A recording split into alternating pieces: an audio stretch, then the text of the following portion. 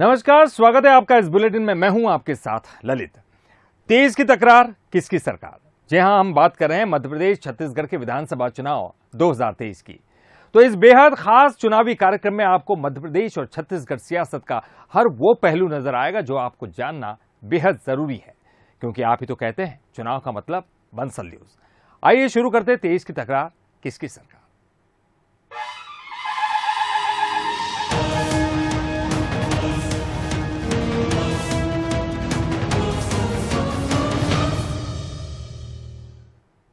चुनावी मौसम में वादों की बारिश शुरू हो गई है। वादों का पिटारा लेकर कांग्रेस कमलनाथ संदेश यात्रा लेकर निकल गई है, तो इधर बीजेपी भी पूरी तैयारी में है और जून में ही तमाम बड़े नेताओं के दौरे होने वाले हैं। दोनों ही पार्टियां एक दूसरे के वादों और घोषणाओं पर भी तीखे सवाल दाग रही है। तो कुल मिलाकर मतदाता के दिलों तक पहुंचने की हर कवायद शुरू हो चुकी है। तूफान बिपरजॉय ने गुजरात के तट को हिट किया है और एक तूफान मध्य प्रदेश में भी उठ रहा है, और वो है सियासत का तूफान। और ये तूफान अपने साथ लाया है वादों और दावों की बारिश। पहली बौछार कांग्रेस की पड़ी है और कमलनाथ संदेश यात्रा निकल पड़ी है, तो इधर बीजेपी के भी दिग्गजों की तूफानी तैयारी है। कुल मिलाकर जून का पूरा महीना चक्रवाती रहने वाला है। कांग्रेस का पिछड़ा वर्ग जब कमलनाथ संदेश यात्रा लेकर निकला है तो जाहिर है टारगेट पर पिछड़ों का वोट भी है। यात्रा का पहला चरण बुंदेलखंड और ग्वालियर संभाग की 25 सीटों से गुजरेगा। जगह जगह यात्रा निकाल रहे हैं, जिले में निकाल रहे हैं, जनता से मिल रहे हैं, जनता को समझा रहे हैं कि बीजेपी के गुमराह कलाकारी की झूठ की राजनीति से वो सावधान रहे। इधर बीजेपी के पास भी पर्याप्त गोला बारूद है और इसका इस्तेमाल भी शुरू हो गया है। बीजेपी ने संदेश यात्रा के बहाने कांग्रेस को हिमाचल और कर्नाटक की याद दिलाई है। बीजेपी का आरोप है कि हिमाचल में पेंशन और कर्नाटक में फ्री बिजली के वायदे चुनावी थे। एक भी वादा कांग्रेस पूरा नहीं कर पाई। बातें कर रहे हो कि अगले चुनाव में मैं ये करूंगा, अगले चुनाव में वो करूंगा। 15 महीने की सरकार में तो आपने पिछले चुनाव में जो वादे किए थे वो नहीं किए। पर यदि मैं लेटेस्ट बात करूं, हिमाचल में आपने बड़ी बड़ी बातें की, प्रियंका दीदी गई, वादे किए, तनख्वाह नहीं बांट पा रहे हिमाचल में तो कांग्रेस की सरकार। आपने बड़े बड़े वादे किए कर्नाटक में कि बिजली का बिल हम कम कर देंगे, बिजली की छूट दे देंगे, दुगना कर दिया बिजली का टैरिफ। तो ये तो सामने दिख रहा है जनता को कि कांग्रेस की कथनी और करनी में अंतर है। 2023 में जिस तरह का घमासान नजर आ रहा है उसको देखकर कहा जा सकता है कि इस चुनाव में मुद्दे जो भी खड़े हों, लेकिन जीत उसी की होगी जो मतदाता का विश्वास जीतेगा। ऐसे में पार्टियों के बड़े और हवाई वादे उल्टा असर भी दिखा सकते हैं। ऐसे में सावधानी भी जरूरी है, यानी जोश के साथ होश की सियासत भी जरूरी है। Bureau report, Bansal news. Pandit Pradeep Mishra के लव जिहाद पर दिए गए बयान ने सियासतदानों के बीच बहस छेड़ दी है। एक तरफ तो जहां पूर्व सीएम दिग्विजय सिंह ढोंगी बाबाओं से सनातन को खतरा बता रहे हैं, तो वहीं गृह मंत्री नरोत्तम मिश्रा इसे सनातन का अपमान करार दे रहे हैं। तो पूरा मामला क्या है, इस रिपोर्ट से समझिए। जैसे पंजाबी बेटियां बाजू में छुरा डालकर चलती हैं कटार, ऐसी कटार हमारी सनातन धर्म की बेटियों के भी कमर पर होना चाहिए कटार। विख्यात कथावाचक पंडित प्रदीप मिश्रा के इस बयान के बाद एक बार फिर सियासी गलियारों में बहस छिड़ गई है। प्रेस कॉन्फ्रेंस के दौरान लव जिहाद पर बोलते हुए उन्होंने कहा कि लव जिहाद तभी रुकेगा जब माता पिता बेटियों को संस्कार देंगे। जिस तरह से सिख समाज की बेटियां कटार रखती हैं, हिंदू बेटियों को भी कटार रखकर चलने की जरूरत है। लेकिन पंडित प्रदीप मिश्रा के इस बयान पर पूर्व मुख्यमंत्री दिग्विजय सिंह ने ट्वीट करते हुए कहा कि कुछ ढोंगी बाबाओं को जिहाद का मतलब ही नहीं पता है और सनातन पर प्रवचन देने लगते हैं। ऐसे में क्या देश और सनातन विनाश की ओर नहीं जाएगा? दिग्विजय सिंह के इस ट्वीट पर गृह मंत्री नरोत्तम मिश्रा ने नाराजगी जताते हुए कहा कि पंडित प्रदीप मिश्रा की जिहाद के खिलाफ की गई टिप्पणी जिहाद समर्थक दिग्विजय सिंह को क्यों अखर गई? क्या पंडित प्रदीप मिश्रा ढोंगी बाबा हैं? कमलनाथ और प्रियंका वाड्रा को इस पर जवाब देना चाहिए। मैं सवाल पूछना चाहता हूं कमलनाथ जी से, आदरणीय प्रियंका जी से, जो धर्म का चोला ओढ़ के आते हैं, कि दिग्विजय सिंह जी ने जो सनातनी संतों के बारे में बोला है, इससे आपत्तिजनक बयान को क्या आप सही मानते हैं तो हाँ करो, और ना करते हो तो कार्रवाई करो, पर ये करेंगे नहीं क्योंकि ये तुष्टीकरण की राजनीति करते हैं। कमलनाथ जी मौन ही रहेंगे। हमारी हर धर्म सभा, हर पूजा, हर उसमें नारा लगता है विश्व का कल्याण हो, प्राणियों में सद्भाव हो, धर्म की जय हो। तो कौन लोग हैं जो इसको अधर्म बनाना चाहते हैं, उसे संकीर्ण करके जो है प्राणियों के बीच में अविश्वास पैदा करना चाहते हैं। यही तो कहा है दिग्विजय सिंह ने, इसमें गलत क्या कहा? ये तो हमारे धर्म की शिक्षा है, अनादिकाल से चल रही है। मध्य प्रदेश में लव जिहाद एक अहम मुद्दा है जो गाहे बगाहे सियासी गलियारों में बहस गर्म कर ही देता है। लेकिन दो धारी तलवार कहे जाने वाले दिग्विजय सिंह की पंडित प्रदीप मिश्रा पर की गई टिप्पणी ने नई बहस छेड़ दी है। हालांकि चुनावी मौसम में दिग्विजय सिंह की ये टिप्पणी किस दिशा में जाएगी और मतदाता इसे कैसे लेंगे, ये बड़ा सवाल है, क्योंकि प्रदीप मिश्रा की फैन फॉलोइंग जबरदस्त है और कांग्रेस नहीं चाहेगी कि वो पार्टी से नाराज हो। Bureau report, Bansal news. चुनाव नजदीक है तो ऐसे में हर पार्टी भीतरघात को लेकर सजग है। कांग्रेस हो या बीजेपी, दोनों ही नहीं चाहते कि किसी भी नाराज नेता की वजह से एक भी सीट का नुकसान हो। ऐसे में बीजेपी सांसद ज्ञानेश्वर पाटिल, बीजेपी युवा मोर्चा जिला अध्यक्ष रवि वर्मा और युवा मोर्चा के राष्ट्रीय महामंत्री रोहित चहल की मौजूदगी में बीजेपी पदाधिकारियों ने भीकनगांव विधानसभा के दावेदारों से भगवान हनुमान की कसम दिलाई और वचन लिया कि पार्टी कोई भी उम्मीदवार तय करेगी, सभी उसी को वोट देने और दिलाने का काम करेंगे।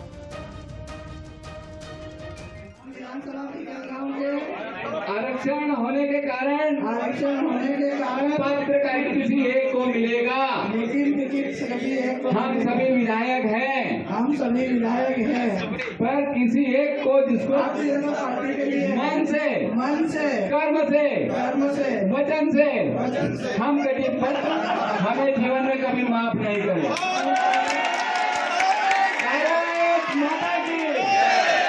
ये आज क्योंकि आने वाले समय में कुछ माह में विधानसभा चुनाव करीब है, ये भारतीय जनता पार्टी की एकता है और ये भारतीय जनता पार्टी के संस्कार है। राष्ट्रीय महामंत्री युवा मोर्चा के रोहित चहल जी आए थे और हमारे खंडवा विधानसभा के लोकप्रिय सांसद श्री ज्ञानेश्वर पाटिल जी के नेतृत्व में आज यहाँ संयुक्त मोर्चे का कार्यक्रम रखा गया था। तो उसमें यहाँ के सभी जो विधानसभा के पांचों जो दावेदार थे, उन्होंने आज बजरंग बली के सामने प्रण लिया कि पार्टी किसी को भी टिकट देगी, हम उसके साथ में। चुनाव नजदीक आते ही नेता विधायक जनता के बीच पहुंचने लगे और इस दौरान कहीं खुशी तो कहीं नाराजगी का सामना भी करना पड़ता है।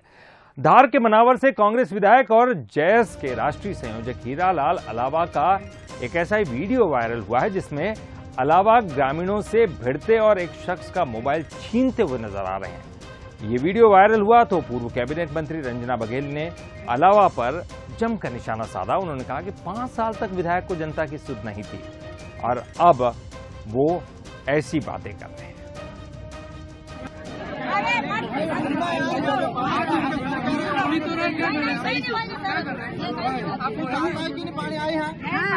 पाइपलाइन जी हमको तो बात करो, बात हमको छोड़ दो।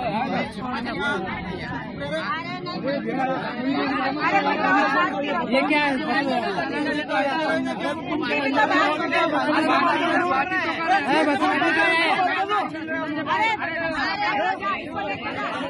जनता के बीच जिस तरह जाना चाहिए वो नहीं गए। और दूसरी बात, अगर जन समस्या को लेकर के वहाँ की महिलाओं ने अगर उनसे बात की है जल संकट को लेकर के, तो खड़े रह के वहाँ विभाग से बात करनी थी। और सामने वाला व्यक्ति कोई लड़का वीडियो बना रहा था तो उससे झल्ला करके छीना और उनके साथ अच्छा व्यवहार नहीं किया, दुर्व्यवहार किया है। मैं उनकी निंदा करती हूँ। कर्नाटक में जीत के बाद कांग्रेस ने अब कानूगोलू को एमपी की कमान सौंप दी है। कर्नाटक में कांग्रेस की जीत में रणनीतिकार सुनील कानूगोलू ने अहम भूमिका निभाई थी और अब उन्हें एमपी चुनाव में भी जीत दिलाने की जिम्मेदारी मिल गई है, जिसके चलते वो एमपी कांग्रेस के बड़े नेताओं से मुलाकात कर चुनाव प्रचार का ड्राफ्ट तैयार करेंगे। इसी बीच 5 गारंटी को लोगों तक पहुंचाने पर भी मंथन होगा, जिसके बाद दौरों और सर्वे के हिसाब से ही एक मजबूत प्लान तैयार होगा। प्रदेश के हर संभाग के लिए अलग अलग रणनीति बनाई जाएगी।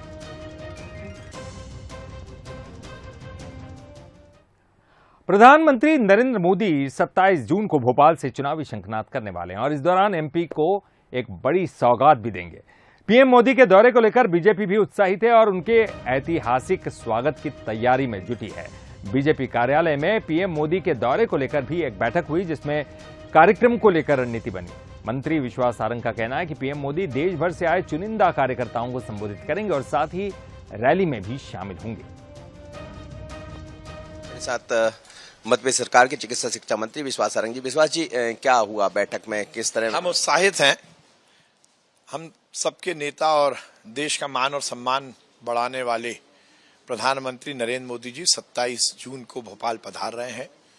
अलग अलग उनके कार्यक्रम होंगे, कुछ संगठन के कार्यक्रम हैं, कुछ मंत्रालय, रेल मंत्रालय से जुड़े हुए कार्यक्रम हैं।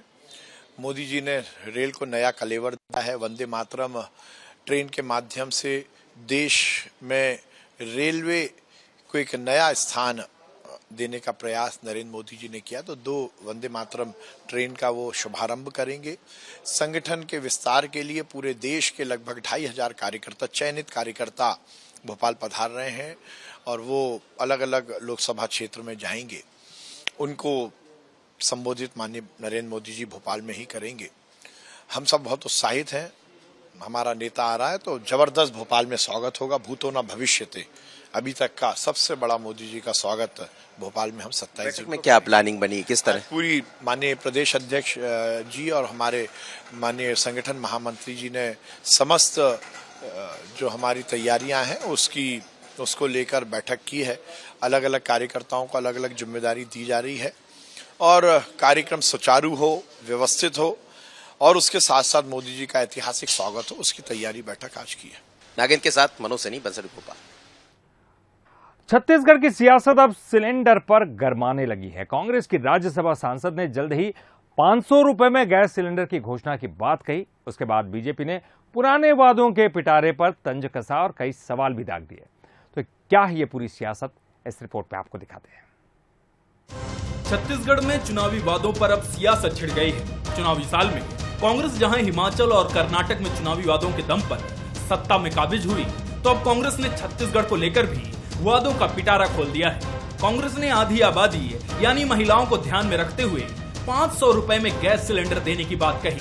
तो वहीं राज्यसभा सांसद ने कहा कि राहुल या प्रियंका गांधी प्रदेश की जनता से वादा करने जल्द ही छत्तीसगढ़ आएंगे।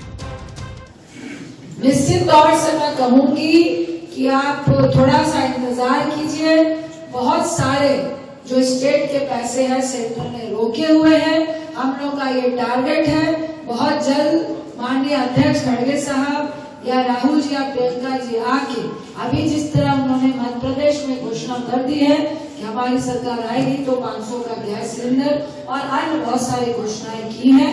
यहाँ पर भी जो हम लोग का मैनिफेस्टो तैयार होगा उसमें आप इसको जल्द से जल्द सुनने का काम करें। 500 रुपए में गैस सिलेंडर देने का वादा कांग्रेस मध्य प्रदेश में भी कर चुकी है, जो प्रदेश की आधी आबादी यानी महिलाओं को टारगेट करती है। इधर मामले पर बीजेपी का भी बयान सामने आया है और बीजेपी ने कांग्रेस को वो पुराने वादे याद दिला दिए जिसमें कांग्रेस ने ग्रामीण इलाकों में 4 सिलेंडर मुफ्त देने का वादा किया था।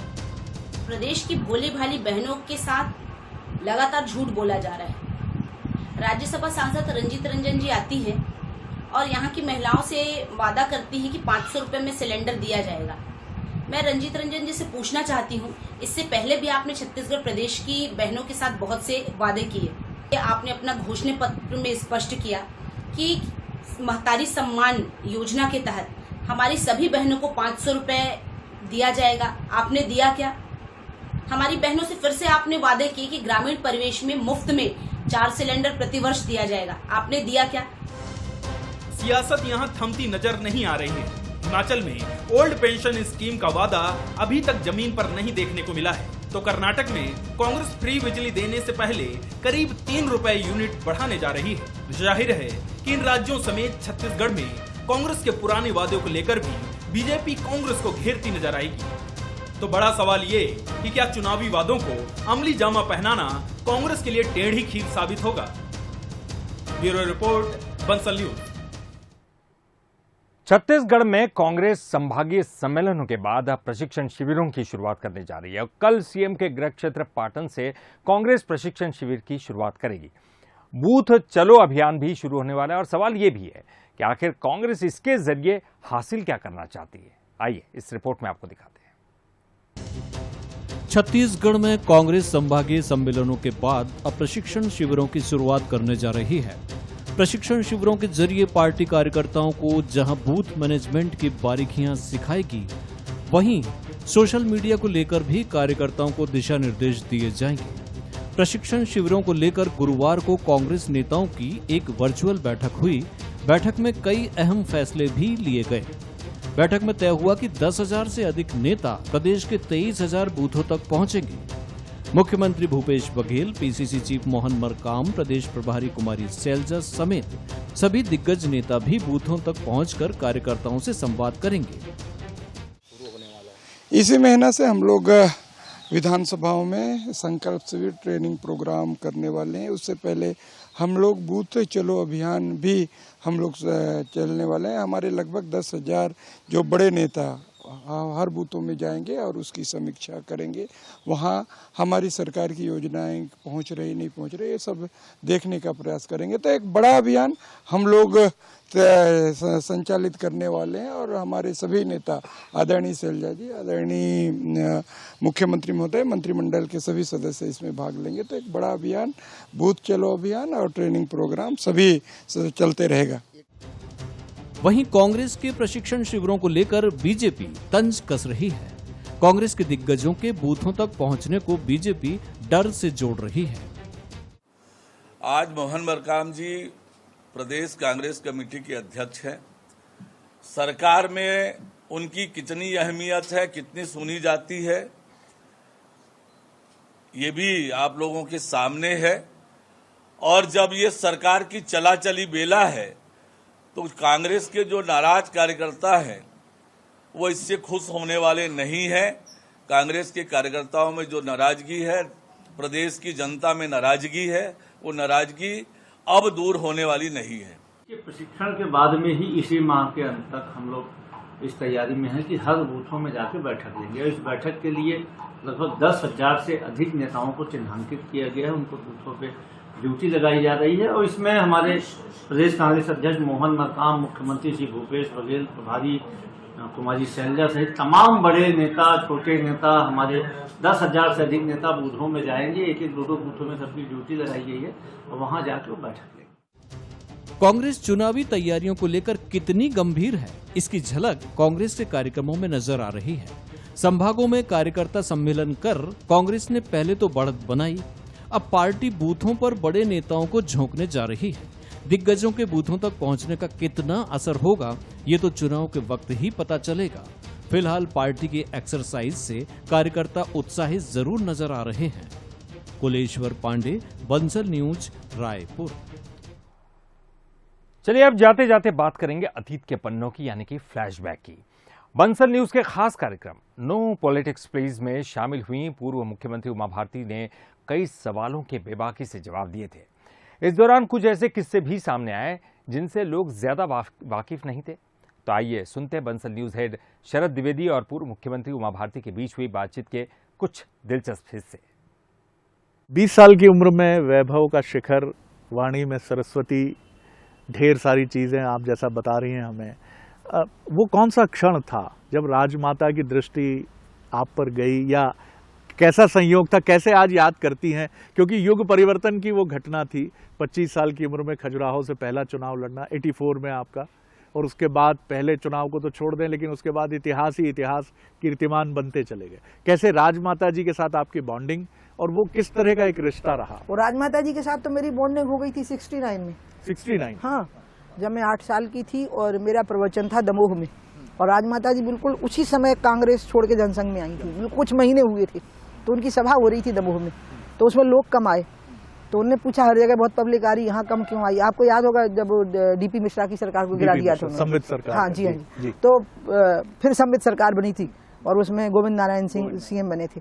तो राजमाता जी को बताया गया कि यहाँ एक चमत्कारी बालिका का प्रवचन चल रहा है किले के मैदान में, उसमें बहुत भीड़ है, इसलिए यहाँ भीड़ कम है। तो राजमाता जी बहुत धार्मिक थी, बोली मेरे को वहाँ ले चलो। तो वो वहाँ आ गई जहाँ मेरा प्रवचन चल रहा था, और वो मंच पे आके बैठ गई। एकदम भीड़ में सनसनी सी हुई, क्योंकि विदेशी गाड़ी में आई थी, वो बड़ी सी विदेशी गाड़ी में, और वो बहुत खूबसूरत थी अम्मा, बहुत लंबी थी, गोरी और लंबी, बिल्कुल मूर्ति लगती थी वो तो सुंदरता की। तो मुझे भी लगा कि कोई बहुत खूबसूरत महिला जो बहुत बड़ी उम्र की मेरे बगल में आके बैठ गई है।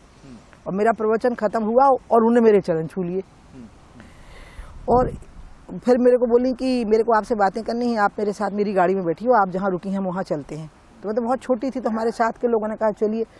तो बस अम्मा तो इतनी गदगद हो गई कि जून के महीने में हम मिले, अप्रैल में, और जून के महीने में उनके यहाँ प्रोग्राम होता था उनके पति की स्मृति में, तो उन्होंने मुझे ग्वालियर बुलवा लिया। बस उसके बाद से लेके जब तक उन्होंने अपना शरीर नहीं छोड़ा, मैं समझ लीजिए उनके आगोश में ही बनी रही हूँ। आगोश में बड़ा स्नेह। हाँ, तो राजनीति तो बहुत बाद में आई उन्हीं, लेकिन मोटिवेशन भी उन्हीं का था कि आप राजनीति करिए। हाँ, आपके बारे में अक्सर मैं सोचता हूँ, पता नहीं आप सोचती होंगी नहीं सोचती होंगी, कि अगर आप राजनीति में नहीं होती तो एक अध्यात्मविद के तौर पर, एक अध्यात्म के विचारक वक्ता के तौर पर तो आपकी ख्याति हो।